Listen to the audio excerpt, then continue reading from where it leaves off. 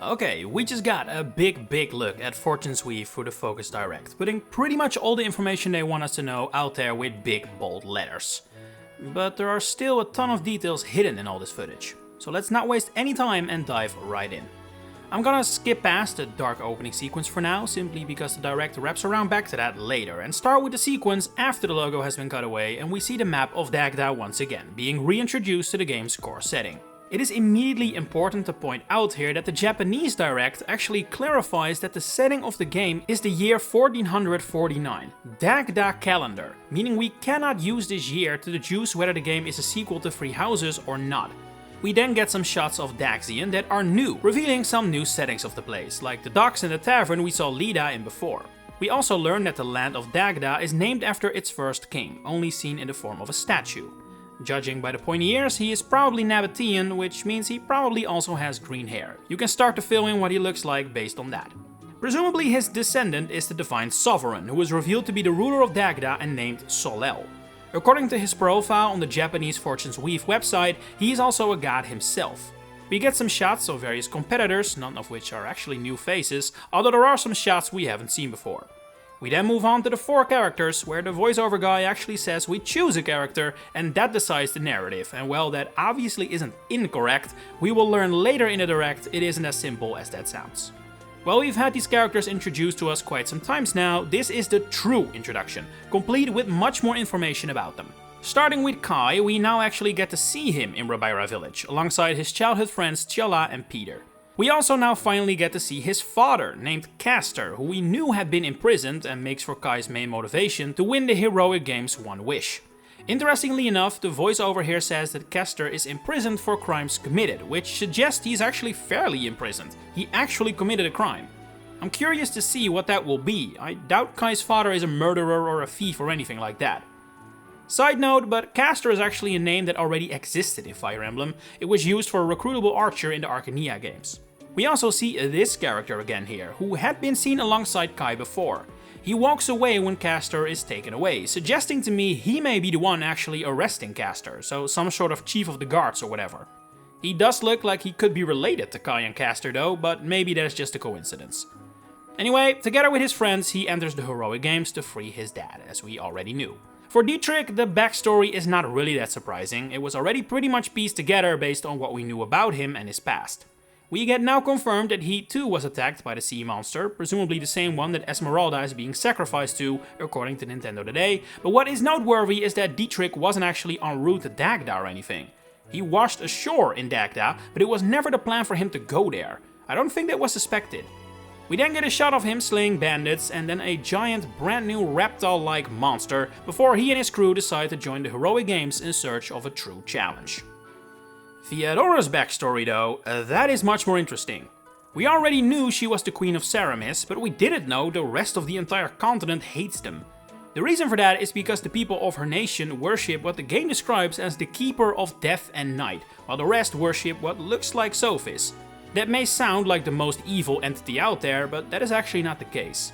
In the next shot, it is revealed the name of this figure they worship is Yufas, which is thus not the same god as the evil entity that summons all those dark beings. Her name is Balor. It is Theodora's dream to restore the reputation of her land, and that is why she joins the heroic games alongside her retainers. And then there is Lida, who we know is looking for revenge for the killer of her father, and we now actually get a shot of this happening.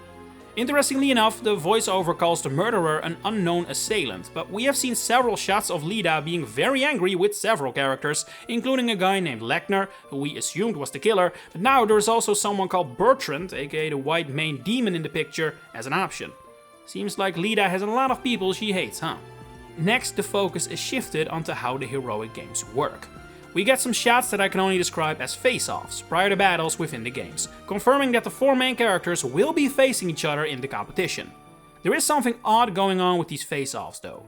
On the left is almost certainly your character, so here we are playing Kai, not Theodora. Notice though how Theodora is flanked by Tobias and Bonaventure, while Kai only has Chala. Where's Peter? The same thing happens in the next shot. Dietrich and Fabio, no Esmeralda, will face off against characters we hadn't seen before. And this is actually Bertrand. Dietrich calls him the white main demon, as in, this is the person Lida is looking for. He also has a profile on the website which, interestingly enough, reveals that Bertrand is actually a warrior who fights for freedom and has a noble and virtuous personality deep down. Yet he is also the killer of Lida's father. It's interesting stuff. Then we get another shot of Kai and Lida facing each other, and this time it looks like they're going head to head, no allies whatsoever. I doubt that is actually what the battle is about, but I cannot for any reason explain why sometimes other characters are present and sometimes not. For the player character, you could argue that maybe it's about who you select, but why Lida is here all on her own when she is the opponent, no clue. Anyway, we then get to see what the character selection screen looks like, finally soft confirming what is up with those teal units we've seen so many times now. They're guests. Dietrich, Fabio, the nun with the gun, and the green-haired woman are aiding Kai in this fight, while he himself can pick between the rest of the characters. Do note that the guests do count towards the deployment limit. Furthermore, we learn here that the man with the orange streak in his hair, who is recruitable in multiple routes by the way, is named Gusran, while the woman next to him, who I'm pretty sure we hadn't seen before, is a diviner called Sophia. As the video shifts to the battlefield, we get some explanations on how Fire Emblem actually works, but I suspect you know that, right? So let me instead point out that there is a statue of the founding king Dagda in the center of the arena here. The boss of this chapter is named Bandits, and he looks like a veteran knight riding in a horse carriage. He uses bows though. If you like him, watch this space, I'll have some good news for you later. First though, I want to point out that in that shot, the message that neither Kai nor Dietrich nor the nun, who is named Anatolia, may fall in battle, which suggests to me that not only are you forced to use the guests, they are also story important. After defeating Bandits, Kai has won in only 10 turns, and the direct moves to the next section which focuses on combat mechanics. First we get a list of weapon types, most of which are returning, but that doesn't mean this section is without its details to uncover. First up, the voiceover here says that gauntlets make dodging attacks easier, which would be a brand new boon of the class. Then again, Mu is using dodge gauntlets here, a new weapon, so there might also be a bit of confusion here where not every gauntlet makes dodging easier, but you can equip weapons that do have that effect. Esmeralda gets to introduce lances, which have apparently been renamed to spears, confusingly enough, since spears were already a weapon before. Although, if all lances are now 2-range weapons, then I suppose the renaming makes sense. She uses a new type of weapon called Guandao. We skip a whole bunch of types before getting to the showcase of the Levin sword, which reveals a new character, Pepe. And I don't need a Nintendo Today post to tell you that this guy is from Bridget and a descendant or ancestor of Petra, it's fairly obvious. In the next shot, we learn that the gun Anatolia uses is a new magic variant of a gauntlet called Salamander. I don't think anyone expected this weapon to be a gauntlet, but here we are.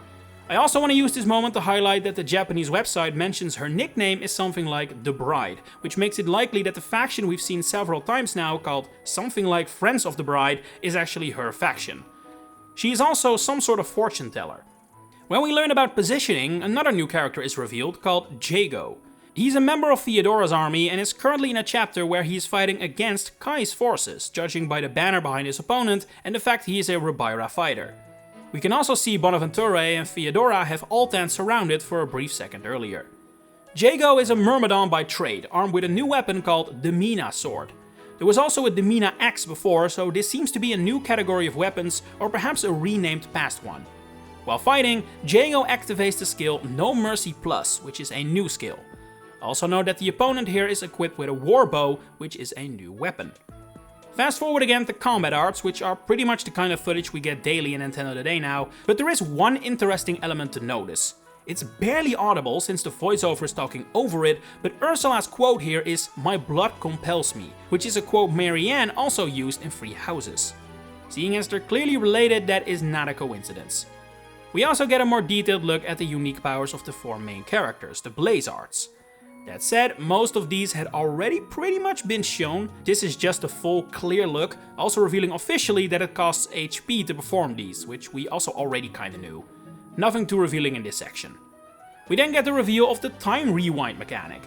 This time it's courtesy of Fortuna, goddess of fate, more on her later, whose blessing is used to rewind time. Judging by the units of divine sand in the corner, it appears to still be somewhat limited by a resource. Also mentioned here by name are characters called Yang Ji, Noctula and Io. Yang Ji is the guy with the intense eyes, while the blue-haired character is revealed to be called Noctula. That leaves Io for the Shamir looking character. On to the class showcase, with some new classes and some returning ones. That said, most of the new classes appear to just be new versions of previously existing classes. Shido is probably just Swordmaster and Bardinger is Cavalier or Paladin. The class system itself is pretty similar to Free Houses. You have 3 tiers of classes, just with different names now, and can freely reclass your units by taking exams. When the direct switches to talk about beginner classes, we immediately get a shot of 3 new faces, never seen before. No names though. Yet. Because immediately after we learn this Gladiator, which sounds intense but is probably just a renamed sword-based class, is called Nesha. In this example, he's a part of Leida's faction. Dante is a Diviner, the new name for generic mages it seems like, and she is a member of Dietrich's army in this shot. The final new character of these 3 is an Orneus rider, but someone I actually can't currently name because her name is blocked by the word beginner. Her name is revealed later though. She is also a member of Dietrich's group here. In the next tier, Specialty, we get another 3 new characters, sort of. First up is Goliath, an ally of Kai's here, and he is an armored knight. Alexandra was already seen in a previous direct, but we learn here that not only can Kai recruit her, Theodora can as well. In fact, Alexandra is fighting against Kai's Ribera army here. She is a Pegasus knight, renamed here to Wing Soldier. Note that she is equipped with a Demina spear, confirming once again this is a new category of weapons. She also has a skill called Flitting Flyer, which is brand new. Then a class that is actually new, Charioteer, showcased by none other than Bandits. Remember him? He was the boss of Kai's chapter, but now he is a part of Leida's group as a playable character. Seems like bosses may be recruitable in some fashion, and perhaps with route differences too. After all, I can't imagine Leida can recruit Bertrand, but it appears likely he is playable due to his presence on the Japanese website. Anyway, this new class Charioteer can attack multiple enemies at once, as long as they're in a straight line. Very cool stuff. And then on to advanced classes. First, the Cataphract, showcased by Io, who is indeed the Mil Shamir. He is once again on Kai's side here, so perhaps he's route exclusive, impossible to say right now. It sounds like this class is just a renamed Paladin, but we'll have to wait and see. Io does have a new skill called Whip My Steed at the very least, though. Next is Altan's turn to show off her abilities as a Guardian. This is a new class that combines spears with magic. It seems fitting to use Altan for that, seeing as she starts out as a magic user. And then, it's time. Not only is Anna revealed to be playable here, we also get a new class called Elephant Rider. We made it. Playable elephants to ride on. It appears to be an even larger, even stronger charioteer, capable of attacking in straight lines with even more devastation. It even has a massive health bar and takes up a lot of space, like it's some sort of monster unit. Also note that Anna has a banner that we haven't seen before, yet she appears to be playable regardless. More on that later. And finally for this section, Dragoon, probably something like a Wyvern Lord, showcased by none other than Sedef. Yes, Free Houses Sedef is back, voice actor and all. Why he's blonde, what this means for the timeline, no clue, but Sedef will definitely prove one of the biggest tells as to whether this is a prequel or a sequel. He does have new skills though. He now also has Flitting Flyer, just like Alexandra, as well as Air Fighter. He is a member of Kai's group in this example. Next up, it's time for a break from battling with a showcase on what to do around Daxian. We first learned that you can now get a foresight on your next main story battle. Noteworthy is that while it is said that this is the first main battle of the heroic games, you are recommended to be level 24. Is that a combined level for all your units? Surely it is, right? Otherwise that feels very high, especially since bronze weapons are ideal as well. It is cool you're given advice on what kind of classes and weapon types you may focus on though, assuming the difficulty of the following chapter keeps your foresight in mind.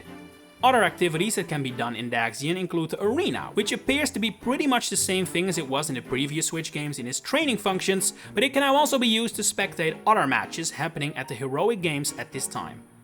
We see Kai watching Theodora in a qualifier match here. Keep this detail in mind, because I think it is an important one. Theodora is also aided here by the guy with the green hair and the toothpick. He also has a profile on the Japanese website now. His Japanese name is literally translated as Tally Moon, explaining that he is a merchant with great ambitions and a love for adventuring and danger. He is described as lighthearted yet eccentric. At the shopping arcade we find familiar amenities like the armorer and the blacksmith, which seem to function identical to how they did before. The next highlighted location is the Temple Row, which is where the gods reside, from what it seems. Yeah, the gods of Dagda are not some mystic beings, they actually walk among humans. The Divine Sovereign is one of them, and here we also learn about 4 others. The one on the left is Fortuna, goddess of fate. The guy with green hair is Mars, presumably god of strength or something like that. The man with white hair is Smirnos, presumably god of magic of some sorts. And the woman on the right is Aurora, maybe something like the goddess of protection. She was previously seen alongside Leda, further confirming she's also just casually walking about in Daxian. By performing activities in the temples, you can gain various advantages and boosts in the next battle. It is worth pointing out though that there are 7 temples, not 4, so perhaps there are more gods to be found here than just these guys. There is certainly more room on the UI at least. Divine Sand also appears here once more, suggesting it is in some shape or form related to this mechanic too. When we look at the certification exams, I feel like it's pretty much the same as it was in Free Houses, but when Dietrich is looking for a new class, we do see some, well, new classes. Forest Knight and Ovade are new, with the latter appearing to be some sort of Dark Mage class. Dreadnought later also appears, which based on the sprite looks really cool. This shot of Dietrich changing classes also confirms you can decide to have your characters keep their standard look in battle, as Dietrich is wearing his familiar armor before changing, even though he is a brigand, which his starting class isn't. Quests also return, indicated with this little symbol that was already visible a few times in previous shots as well, and, well, just look at the map, the thing appears to be filled with quests. And it seems like they might be coming from significant characters again too, with the Divine Sovereign himself seeking Theodora's aid. Note that Theodora appears to be alongside Anna here. More new characters coming up when we get a look at recruitment. First there is Kai trying to bring on Noctula, who we had already seen a few times in other shots. It seems like the mechanics behind recruitment are similar to Free Houses, where you first have to convince them via skills and gifts to join you. This can also fail, as Nine shows us later. This is also where it is mentioned you can share meals with allies and yet to be recruited allies to increase their support. Kai and Nine are joined at the table here by a new character whose portrait we had already seen a few times here and there, but her name is not confirmed anywhere in the direct. Completely new to the franchise is the inn function, where you can eat and rent a room, but also watch supports and set auto activities for your units to gather materials, gold and even EXP automatically. It appears to be a solution for those who want the benefits of activities between chapters without having to actually do them all. The time will tell whether this is a full replacement or just an addition. This screen does confirm the green-haired woman's name, which was obstructed earlier, is Nidine, while a brand new character called Kairak is also revealed. He is a rogue. We then get some shots from support conversations. This isn't anything new, but it does once again confirm some sort of overlap between routes. We have seen plenty of examples for that in the Nintendo Today posts already, even one where Leda and Theodora gain support points, and here there is a convo between Mu, a presumably locked member of Leda's faction, and Kai. We also get a shot that may or may not be a support between Leda and Olympia, although I guess it could also be a well-timed shot of a Fates-like bathhouse instead. Either way, supports look a lot more engaging and interesting this time around, especially when it comes to settings and surroundings, further evidenced by Theodora and Lysander together at a game or performance of sorts. And then, it is time for, in my opinion, the biggest reveal of this entire direct. The Pale Raven's Purge. A cute little bird who may or may not be Ashmel, more on that later, that can be used to jump from character to character. If you want to see all 4 routes, you don't need 4 save files, this little birdie has got you covered. We also get to see here the basic information screen for these characters, as well as something called Flame Lord Info. Is that what they call the main characters? They are the Flame Lords? Sounds like the Fire Emblem is us once more. Some noteworthy info is written in these bios too. Kai's father is imprisoned for a crime hailing from before he was born. Dietrich is revealed to be a descendant of the 10 elites, which we kinda already knew, but this is the first time they are named in Fortune's Weave. Theodora didn't just lose her father, she also lost her right arm, meaning that striped sleeve she wears is actually a prosthetic, and Leda isn't just looking for Lackner or Bertrand, she has an entire hit list, provided by her mentor Madel, which is a completely new character. By touching the obelisk, we can jump between characters and stories, playing all 4 routes in one playthrough. Each hero has their own progress, meaning you can probably be in say chapter 2 for Kai and chapter 20 for Leda at the same time. As such, there are certainly different timelines, further evidenced by the fact that Kai was watching Theodora fight in the heroic games as a spectator, which wouldn't work if you were able to play both at the same point in time. You can play all 4 stories in parallel, and it is certainly part of the idea of the game for you to do that. As in, I don't think that if you pick one hero and only play their path, that you will play a game that is as lengthy as the usual Fire Emblem game. A lot of marketing materials suggest you should want to jump from story to story. You're free to not do so, freedom is the name of the game here, but I don't think that if you decide to do all 4, that you're looking at a 400-hour game or anything. I don't have proof for that, mind you, that is just my suspicion based on how this feature is being communicated. Either way, it's super exciting that we don't have to choose. You wanna go with Leda only? Go for it. Dislike Kai, but like the other 3, just do them. Or get the full experience by playing with all 4. There is more speculation to discuss regarding this feature, but we'll get to that later. First, let's look at the world map. Reminiscent of Shadows of Valentia, you can freely explore a giant map with all kinds of different things to discover and partake in. Every step you take costs time, making it so that you can only venture super far out if you dedicate your entire clock to the world map. There are way too many spots to analyze in this section of the Direct. I don't think it's worth highlighting them all, especially since the Direct already spends quite a lot of time showing what you can run into here, but some options include towns to purchase unique items, like these gifts, which Theodora actually buys in Ribaira, Kai's home village. In another location, Orens, Theodora can talk to locals to learn about sites worth visiting. It is worth pointing out that a lot of what this world map revolves around appears to be hidden stuff. This boy here tells her about a huge ship at a nearby cape, but that isn't on the world map at all. That suggests that we have to go there ourselves and can only then figure out what may be hidden there. It isn't told in advance. Skirmishes will of course also happen on the map, like here with Kai. Notice that while Theodora was visiting Ribaira, Kai is actually really close to Maghera, which is Theodora's home city. Leda then appears to be in the middle of nowhere, surrounded by nature. Forests, passes, lakes, marshlands, and of course, a dungeon called Beast's Path. Once again, very reminiscent of Shadows of Valentia. In these dungeons you can find materials needed at the blacksmith. Notice by the way that Leda's monthly goal here is to attend the Aragonian Banquet, which is one of the only monthly goals we've seen that isn't a battle in the heroic games. Of course, these dungeons also have monsters to fight, but how we fight them is a stark departure from Echoes. No more small-scale battles like skirmishes, we're doing turn-based battles like an actual JRPG now. It's absolutely insane. We even have an auto-battle function for these and a way to skip straight to the conclusion, as well as what appears to be a unique mechanic for linking attacks together. It definitely feels like a lot of thought went into these dungeons, and IS has clearly learned from Echoes' mistakes. Also note that Dietrich is in this weirdly modern place, even though the game has only just begun. His goal is still to fight qualifiers after all.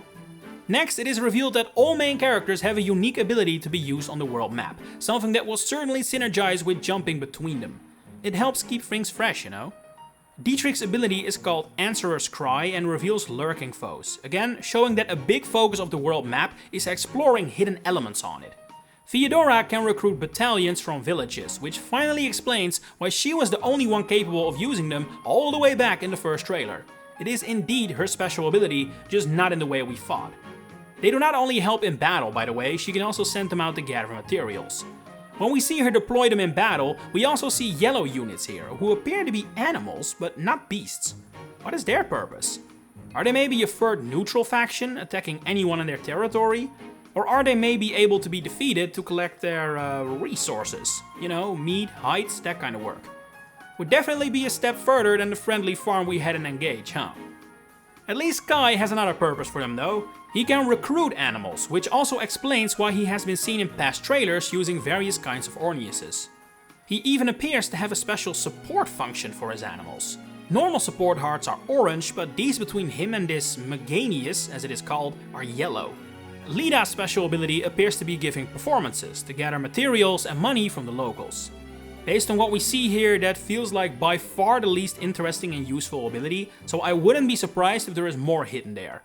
I mean, entire animal capturing ability versus just a little bit of extra stuff doesn't seem like a fair trade to me. Then again, Leda has probably the most extensive blaze art, so maybe it balances out that way. Either way, I'm very happy to see this. Like I said, this will surely help keep all 4 routes feeling unique, even during side activities like the world map. Next we get a bit of a summary moment, cutting together some cutscenes from the heroic games. The only thing that really stood out to me here is that it appears that part of Dietrich's road to glory is a fight against a giant beast that is purposefully kept hidden for now. The rest is not too crazy, although we do get to see Lida face off against Bertrand again. Okay, time to move the clock. The heroic games are fun and all, but we're doing a time skip again. 5 years later and Dagda is in ruins. Presumably, something goes wrong near the end of the heroic games that causes the 4 heroes to vanish and the world to be essentially taken over by demon god Balor and her dark forces. It is stated she has been revived, which may give a hint as to what happens at the end of the heroic games. Based on the golden statues here, I suspect that it is canon that all 4 main characters end up winning the heroic games to some extent. Otherwise, why would they all be here? Then again, it is also possible that only the statues appear of those you have reached the end with, so through jumping between them. It's hard to say for certain, but it appears that at least after the destruction of the land, all 4 main characters are to some extent legends. A lot can change in 5 years though. These statues look as if they have been here for 100 years, but it's only been 5. In the wake of Balor's Dark Dawn, Sylphis calls down a single soul to save the world. All by singing a song that initially sounded like Lost in Thoughts All Alone to me melody-wise, but I doubt that is the intention. That soul is Ashmel, who can be both male or female, and is what the narrator calls the true protagonist. That is an interesting word choice. I feel like it's a bit weirdly worded too. What I think he means is either the avatar, as we fans call it, as in the stand-in for the player that we'll be able to S-support with and pick dialogue options and whatever, or the universal protagonist, and that they are the only protagonist present regardless of which route you decide to do. We get some returning shots of Ashmel's arrival, protecting this woman who we still don't know anything about. It is worth pointing out though that on the Japanese website there is an uncut version of this cutscene, which seems to suggest Ashmel doesn't talk, just like Byleth. The woman asks her, in this case, something and she only responds with a nod, Byleth style. We'll have to see how that holds up though. By the way, there are way more videos for characters and story cutscenes on the website if you're interested. I won't cover them here, because I don't think there is anything truly worth mentioning in them, something revealing, I mean. Anyway, back to Ashmel, who we are told has 2 choices. The first is to face Balor alone, which would mean we literally get a shot of Ashmel fighting the final boss here. A lot of information to unpack. First of all, the critical hit animation here pretty much confirms Ashmel is the pale raven we use to jump between characters.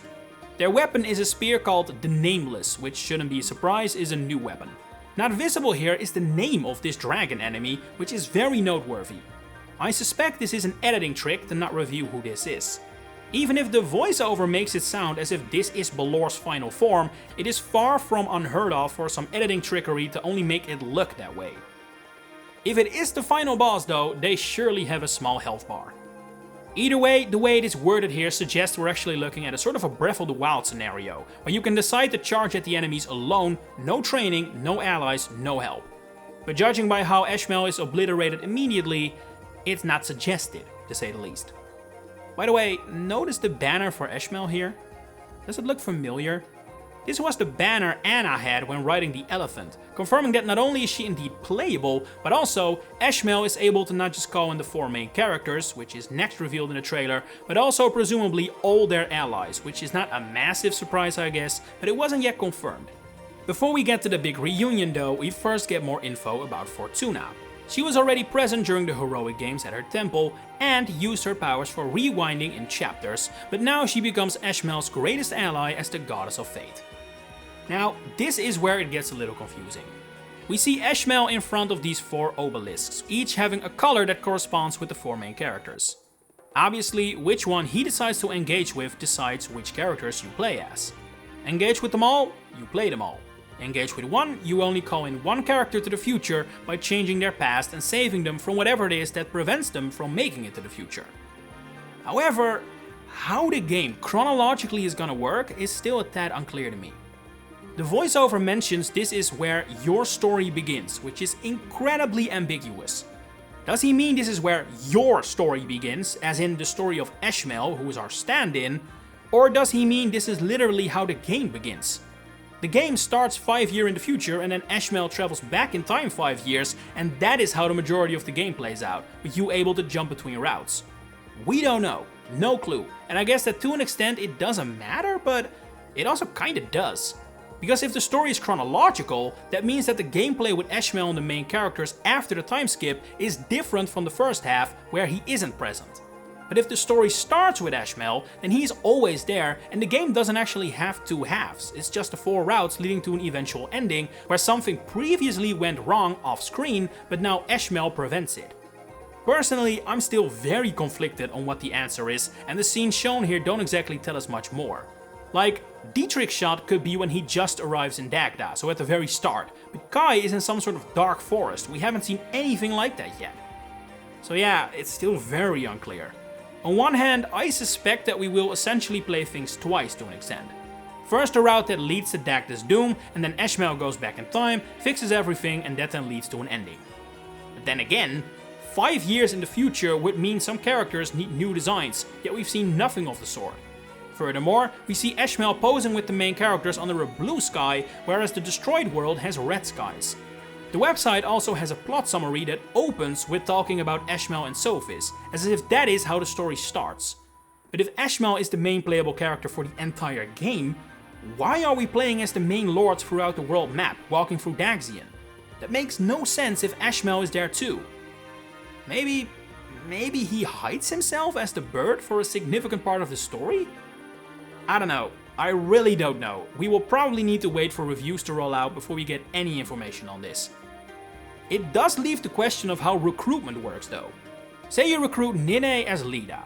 Can you then also recruit Nine as Kai?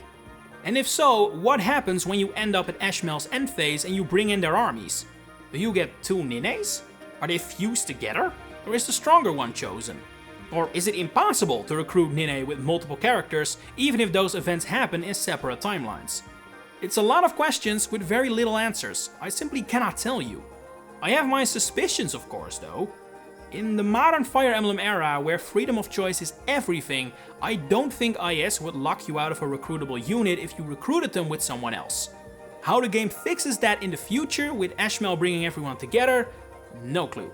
But we know it's happening, see Anna, so they'll probably have found some solution.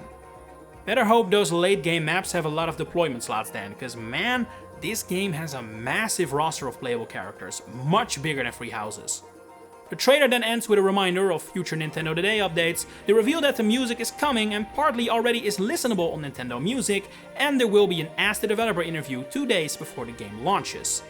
But that still isn't all. Like I said, there is quite some information to be found on the official Japanese website too, and that is the last part I want to cover for this video. First of all, the website confirms mouse mode is available, which is actually a pretty good fit for a Fire Emblem game, for obvious reasons. As with most games, you can freely switch between controller options on the fly. Alongside Bertrand, Tallymoon and Anatolia, the website also has a new profile for Orchel, the woman wearing a cat mask. She is described as a shy priest who hides her strange secrets behind the mask. Cool and enigmatic as she may look, she is actually quite naive to the ways of the world. It should also be noted that her bio is technically gender neutral to hide her identity, but we have already seen cutscenes that suggest she is a woman. Another big thing hidden away on the website, we can now see our characters' growth rates. Yeah, that stuff people had to data mine for more than 30 years is now available right there from a menu. And finally, the website reveals a new character by face only. This older woman. Not much else to say about her, but she is certainly important. She's right next to Dietrich and Ashmel on this little banner. Okay, that has truly been everything I could find in the Direct for Fortune's Weave, but with so much information I have to have missed something. So let me know in the comments what, and don't forget to check them to see all that passed me by. If you enjoyed this video, please consider giving it a like and subscribing, and if you're also interested in either the Pokemon or Mario series, you may want to check out my other channels, Pichupedia and Piantapedia. Links are in the description. For now, thanks for watching, and enjoy the rest of your day.